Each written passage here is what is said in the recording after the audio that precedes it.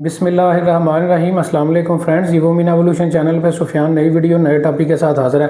Friends, आज की जो हमारी वीडियो का टॉपिक है उसमें मैं बताऊंगा ऐसे तमाम अफराद जो इस वक्त फ़िज़िकली स्पेन में मौजूद हैं, उनके पास स्पेन का रेजिडेंट कार्ड मौजूद है या स्पेन की नेशनैलिटी मौजूद है और वो अपनी फैमिली को पाकिस्तान से स्पेन में जो है वो परमानेंटली जो है वो बुलाना चाहते हैं, तो उनको कौन कौन से डॉक्यूमेंट्स की जो है वो ज़रूरत होगी।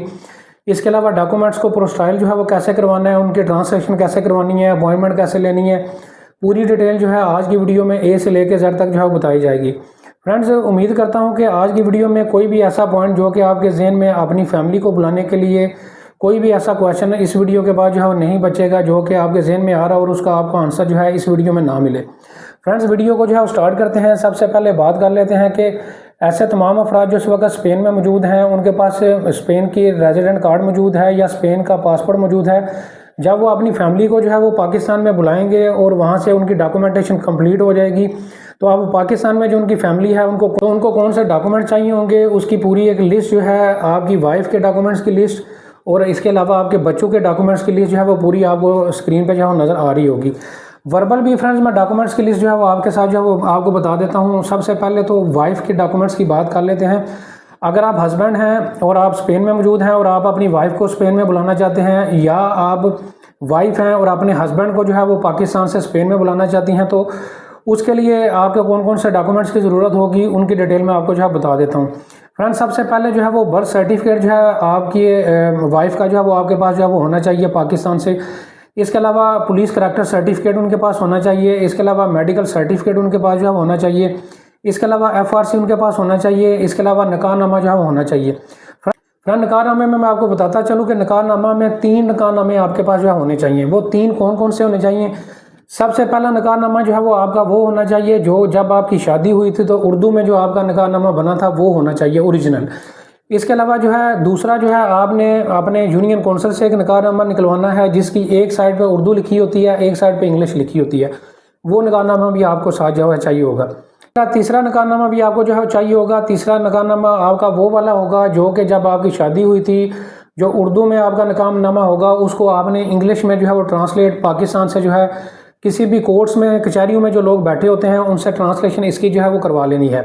ये 3 निकाहनामे जो है वो आपने अपनी फाइल के साथ जो है वो जमा जो है वो करवाने होंगे।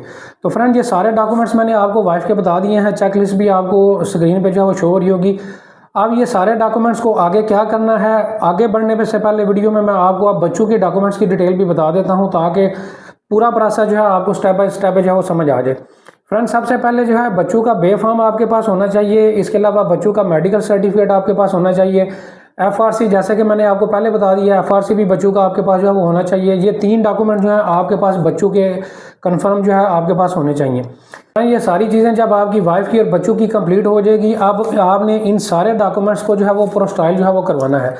फ्रेंड्स, प्रोस्टाइल जो है ये आपको फॉरेन ऑफिस जो है वो करके देगा। इसका अगर रेगुलर प्रोस्टाइल आप जो है वो करवाएंगे तो ये आपको कम से कम जो है 50 से 60 दिन जो है वो लगेंगे। इसके अलावा फ्रेंड्स, अब जब आपका ये प्रोस्टाइल जो है वो कंप्लीट हो जाएगा, फिर आपने क्या करना होगा, इन सब डॉक्यूमेंट्स को आपने स्पेन में जो है वो भेजना होगा और स्पेन से वहाँ पे इन तमाम डॉक्यूमेंट्स की ट्रांसलेशन जो है वो करवानी होगी।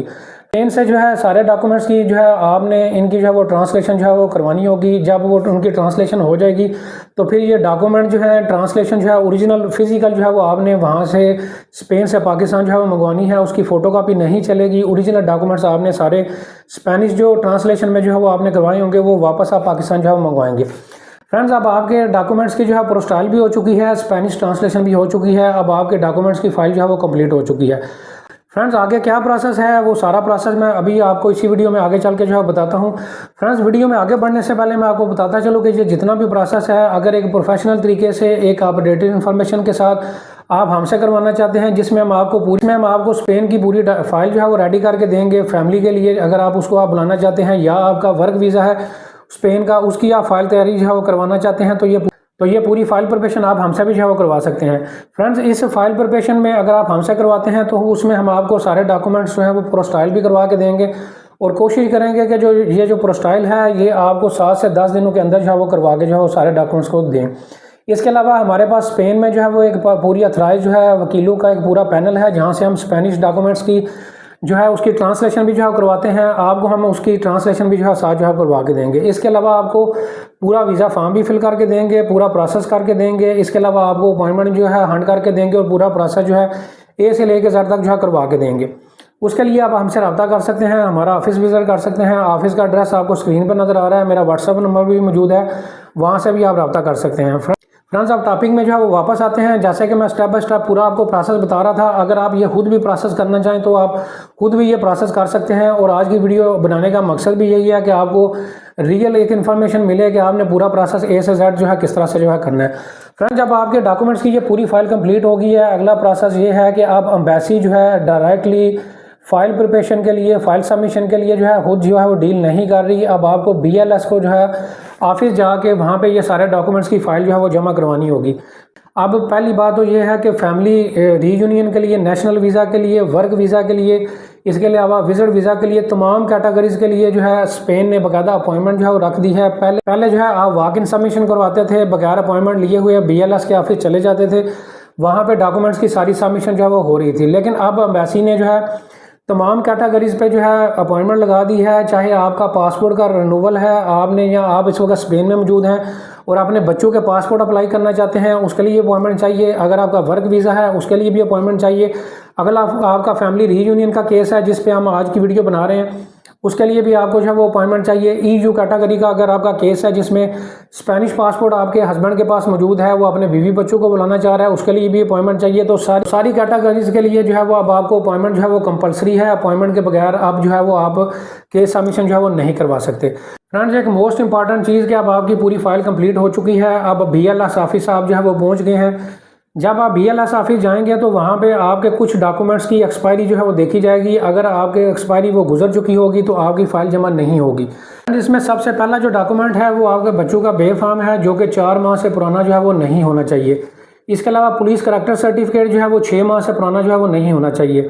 आपका जो निकाहनामा जो कि आपने अपनी यूनियन काउंसिल से लिया है वो 1 साल से पुराना जो है वो नहीं होना चाहिए। इसी तरह जो आपका पुलिस करैक्टर सर्टिफिकेट है वो 6 माह से पुराना नहीं होना चाहिए।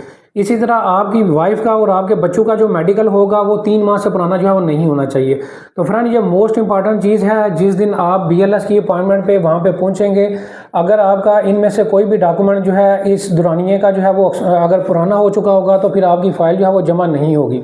तो लिहाजा फ्रेंड्स, ये सारे डॉक्यूमेंट जिस दिन आप BLS ऑफिस पहुँचेंगे तो इनकी एक्सपायरी जो है आपने देख लेनी है। ये डॉक्यूमेंट्स की एक्सपायरी जो है आपकी इससे पुरानी जो है वो नहीं होनी चाहिए। अगर इससे पुरानी होगी तो वो आपको वापस भेजेंगे। फिर वो वाला डॉक्यूमेंट जो एक्सपायर हो चुका होगा वो आपने नया बनवा के फ्रेश डेट में बनवा के सारा प्रोसेस जो है वो करना होगा। तो फ्रेंड, इसमें मैं आपको यही रिकमेंड करूँगा कि आप जब भी अपना प्रोसेस जो है वो स्टार्ट करेंगे तो सारे डॉक्यूमेंट जो है वो आप नए बनवाएं और नए डॉक्यूमेंट बनवाने के बाद अपना प्रोसेस स्टार्ट करें, ताकि जिस दिन आपकी अपॉइंटमेंट हो उस दिन आपका कोई भी डॉक्यूमेंट जो है वो एक्सपायर ना हो। उम्मीद करता हूँ वीडियो आपको पसंद आई होगी। वीडियो को लाइक करें, शेयर करें, चैनल को सब्सक्राइब करें। Thank you very much.